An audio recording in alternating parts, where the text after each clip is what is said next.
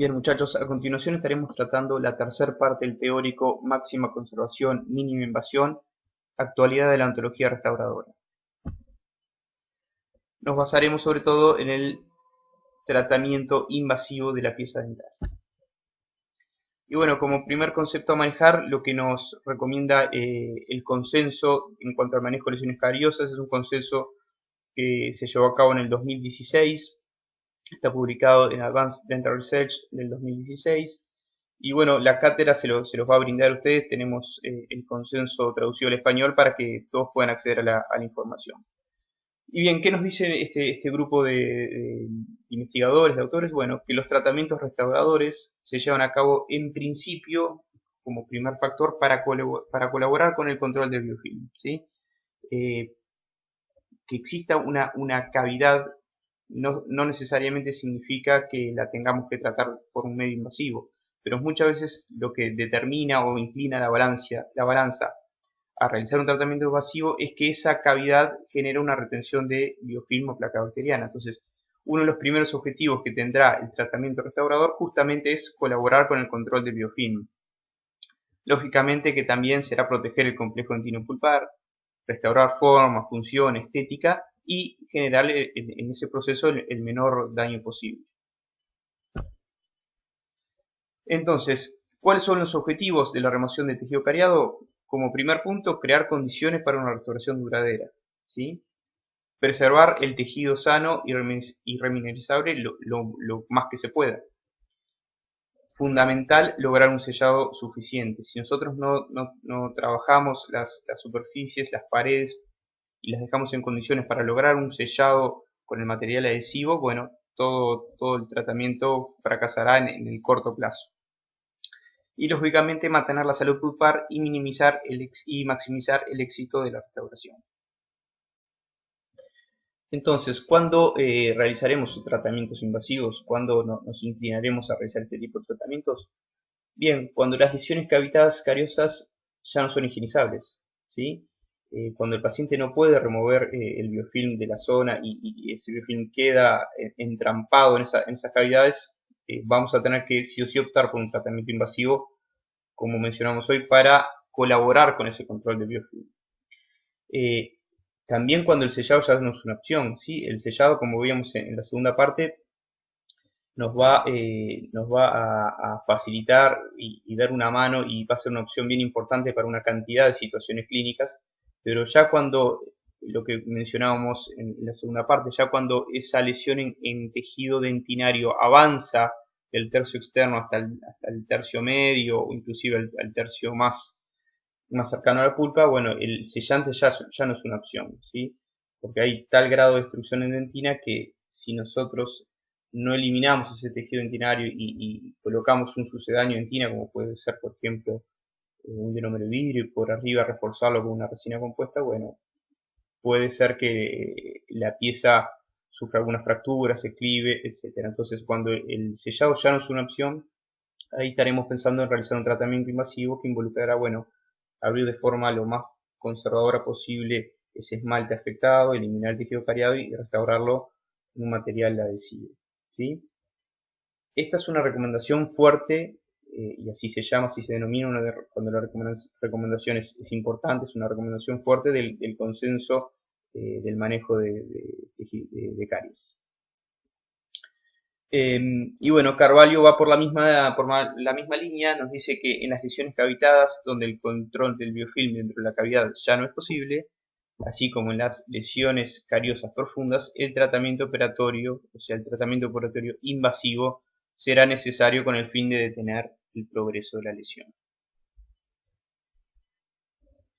Y bueno, cuando nos referimos a lesiones cavitadas no higienizables, nos estamos refiriendo a esto, muchachos, ¿sí? Ya hay una cavidad evidente, clara, bien delimitada en cuanto a su tamaño. Eh, Ahí el depósito de biofilm en el fondo de esa cavidad es imposible removerlo con higiene, con cepillo dental.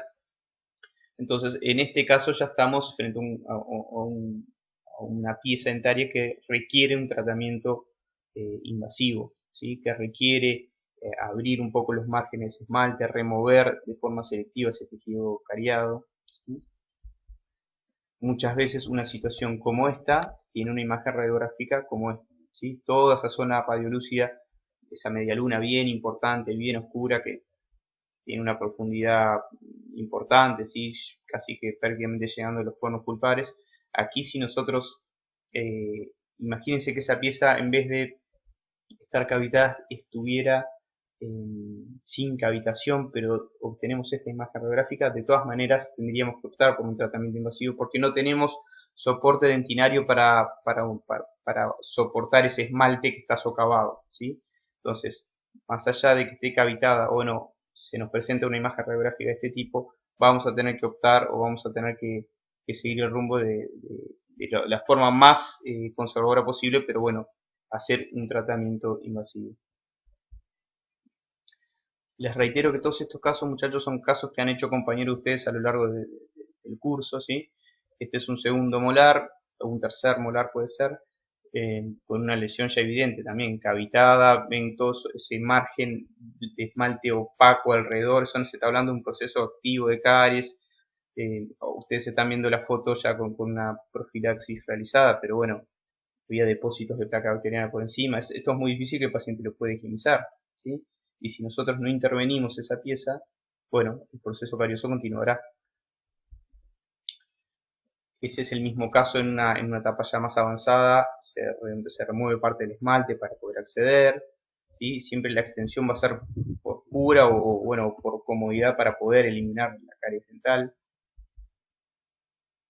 El proceso de eliminación de caries continúa, ven cómo se va expandiendo lo que parecía en un principio algo relativamente una cavidad mediana, como de a poquito y una vez que uno empieza a hacer la eliminación selectiva de caries, la preparación se va ampliando y bueno, termina, no sé si se observa ahí hay una matricita, una matriz, pero termina en una preparación bien importante, ¿sí?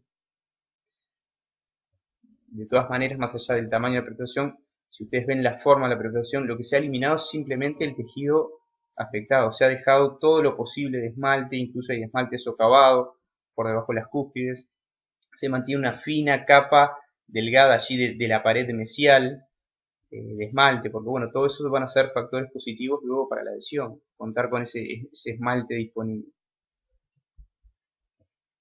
Otro caso, el molar cuando se observa por primera vez, presenta una cavidad que no pareciera ser tan grande, pero bueno, luego en la imagen de la derecha, cuando se abre un poco ese esmalte, miren el tamaño y la profundidad de esa cavidad, hay tejido reblandecido por todos lados, pero vean lo profundo y lo socavado que están las cúspides, ¿sí?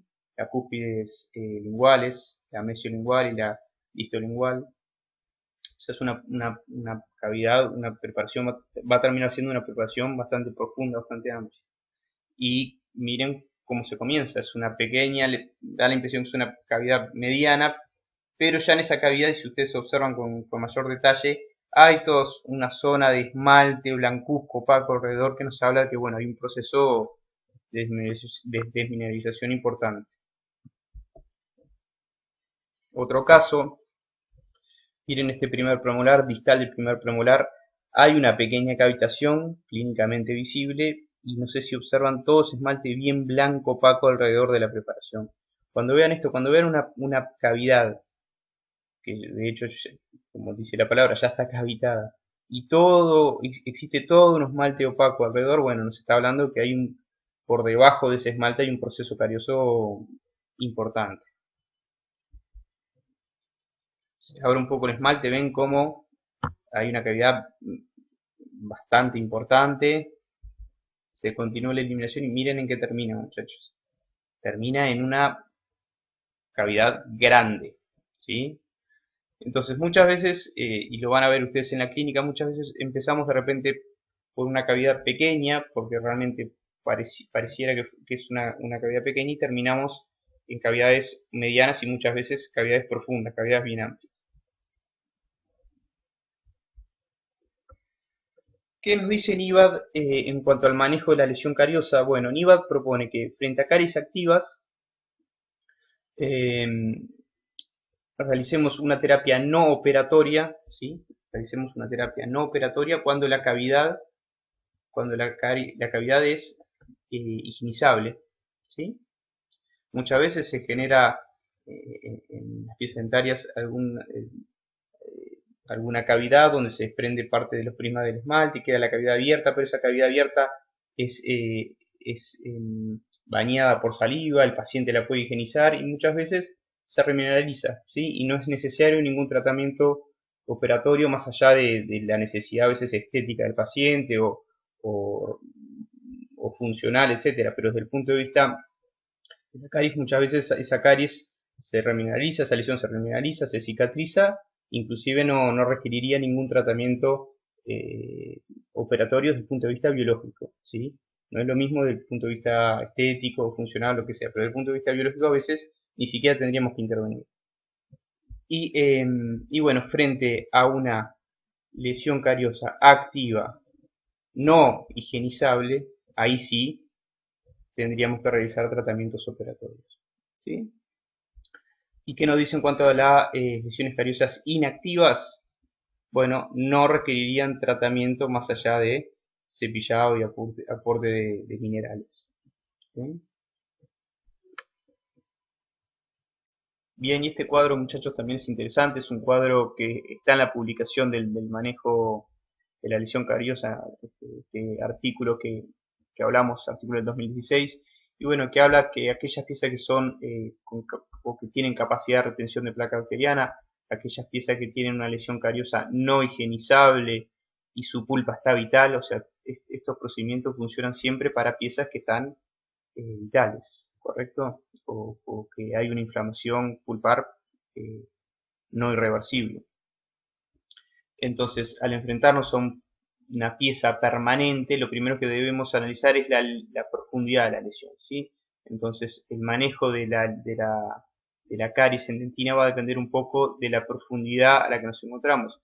Nosotros, en su gran mayoría, en la clínica integrada 2, nos vamos a manejar con lesiones en dentina superficiales o moderadas, o sea, son aquellas que se encuentran sobre todo en el tercio medio o superficial o tercio medio de dentina, donde no existe riesgo de exposición pulpar, y aquí en la gran mayoría de los casos nos vamos a estar manejando con una remoción selectiva de caries hasta una dentina firme o también de repente una técnica restaurativa traumática.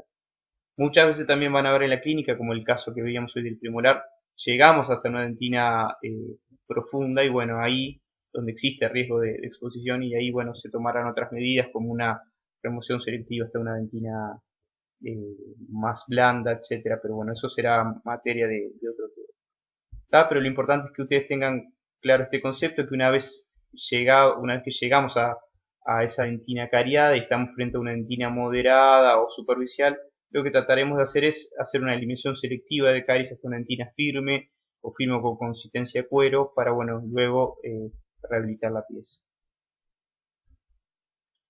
Este es otro cuadro de la ICCMS que vimos hoy. Es más o menos lo que estuvimos hablando, no me voy a tener mucho en esto, muchachos. Después, si ustedes quieren pausar el video y analizar un poquito más este cuadro, lo pueden hacer sin problemas.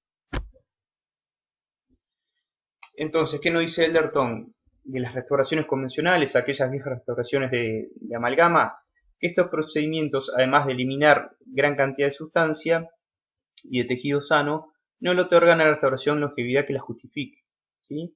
Hoy están en desuso, muchachos, lógicamente.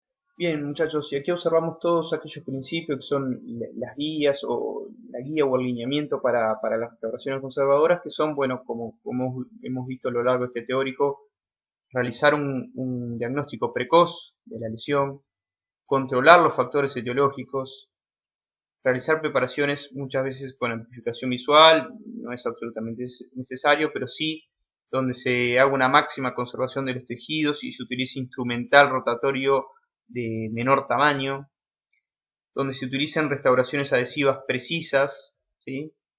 Donde se realizan restauraciones adhesivas precisas y donde el paciente esté inmerso en un plan de mantenimiento, ¿sí? Ripa nos dice que las preparaciones conservadoras consistirá en debridar el segmento de fisura cariada, eliminar selectivamente la lesión que avance en la dentina de profundidad media y obturar el área tallada con una resina y un sellado en el resto de la fisura. ¿Sí? Ya nos decía esto en el 94. ¿Cuál va a ser el procedimiento clínico? Bueno, ustedes ya lo han manejado en lo que es Clínica Integrada 1. Hacemos un repaso, hay que hacer un control oclusal, profilaxis, anestesia, aislación del campo, diseño de la preparación, el diseño cavitario y la restauración. Aquí ven diferentes casos, ¿sí? Los diseños cavitarios se extienden únicamente en el tejido afectado, ven que se trabajan siempre de forma independiente, conservamos o tratamos de conservar al máximo la estructura dentaria y bueno, el instrumental rotatorio también tendrá mucho que ver en cuanto a esa forma y ese tamaño de la preparación. Entonces, en cavidades de mediana profundidad se colocará una base cavitaria.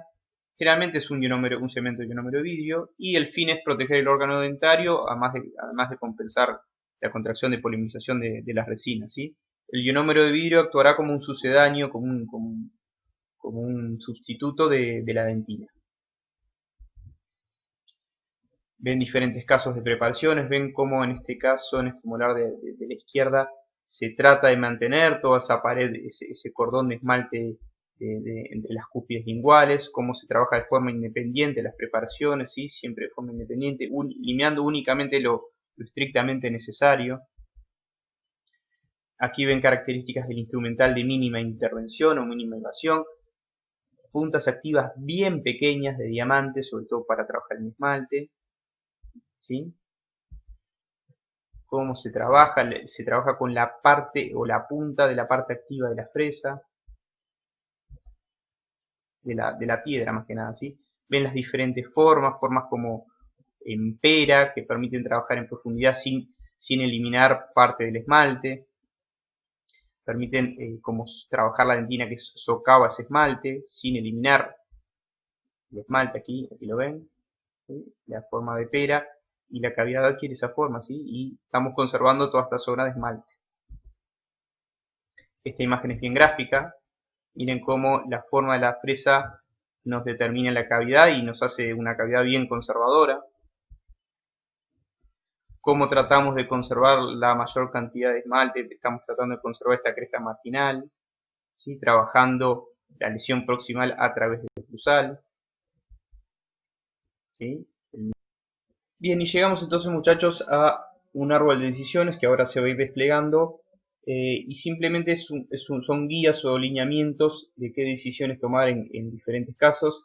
Lo que mencionábamos hoy, que cada caso es un mundo aparte, o sea, hay que manejarlo de forma individual y analizarlo de forma individual, y se tomarán medidas o tratamientos de acuerdo a ese caso en especial. Pero bueno, nos pareció interesante traerles este árbol de decisiones que fue elaborado en la cátedra, como justamente lo que mencionamos hoy, como un lineamiento, como una guía que nos va a permitir poder optar entre diferentes opciones. Entonces, frente al caso de lesiones oclusales en fosas y fisuras, puede ser que nos encontremos frente a un surco sano, un surco que nos genere dudas, pero que no esté cavitado, ¿sí? Nos genera dudas, pero no hay una cavitación, y frente a un surco que presente cavitación, ¿sí? Entonces, frente a un surco sano, analizaremos si es un paciente adulto joven, valoraremos el riesgo y la actividad de caries de ese paciente, el riesgo con todos aquellos factores que predisponen a que el paciente sufra o desarrolle una enfermedad, y la actividad de caries, que ya lo vimos como se valora en cuanto a la presencia de placa bacteriana, asociado a una lesión de mancha blanca, etc. Entonces, una vez valorado el riesgo y la actividad, puede ser que estemos frente a un paciente de bajo riesgo. Aquí haremos controles preventivos, el paciente se mantendrá en consulta con mantenimientos programados. O puede ser que nos enfrentemos frente a un paciente de alto riesgo. Aquí en este caso realizaremos un sellado y un control preventivo, ¿sí?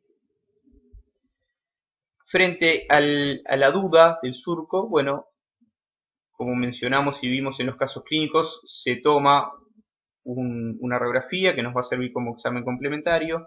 Si en la radiografía no se observa ningún tipo de lesión en dentina y no hay grandes hallazgos, se valorará el riesgo de actividad del paciente y bueno, lo mismo, si es un paciente bajo riesgo, un control preventivo, si es un paciente de alto riesgo, un sellado y un control preventivo. Si en ese mismo surco dudoso tomamos una radiografía y aparece una lesión en dentina que no se extiende más allá del tercio externo de dentina, o sea, es una lesión superficial de dentina, haremos lo mismo, haremos un sellado y un control preventivo. No vamos a hacer una cavidad, no vamos a abrir ese esmalte para hacer una restauración. Eso hace unos años sí lo hacíamos, ¿sí? Donde veíamos imagen de caries en dentina, abríamos, eliminábamos y realizamos una resina compuesta. Hoy en día lo que se trata justamente de realizar es eso, es tomar una radiografía, evaluar la profundidad, que ya lo hemos visto hace unos minutos, se trata de evaluar la profundidad y si determinamos que estamos en una dentina superficial y no hay cavidad en el esmalte, se aplica un sellante de fosas y fisuras. ¿Qué sucede si en ese mismo surco dudoso y frente a una radiografía estamos en los 2/3 internos? O sea, la caries abarca los 2/3 internos, es una caries moderada o profunda. Bueno, aquí probablemente terminemos sí abriendo ese esmalte y sí haciendo una eliminación selectiva de caries hasta una dentina firme o hasta una dentina blanda, dependerá un poco de la profundidad. Pero bueno, frente a un surco que presenta duda no cavitado, la radiografía nos da que existe una caries en dentina profunda, aunque no esté cavitado, vamos a realizar una restauración. ¿Por qué? Porque no existe soporte para ese esmalte. Si nosotros simplemente realizamos un sellante, de repente el día de mañana el paciente comiendo alguna cosa media consistente fractura ese esmalte. Por más sellante que nosotros hayamos puesto en ese surco, fractura el esmalte porque no hay soporte de dentina, porque está todo socavado, todo con tejido cariado, no hay soporte para ese esmalte y se genera una gran cavidad por la fractura del esmalte. ¿Tá? Así que una vez abarcado los 2/3 internos, o sea, una caries moderada o profunda, por más que no haya cavitación, se realiza la restauración. Y bueno, si hay cavitación, lógicamente se va a tomar una radiografía para evaluar profundidad de la lesión, existe lesión confirmada, y bueno, directamente pasaremos a la restauración.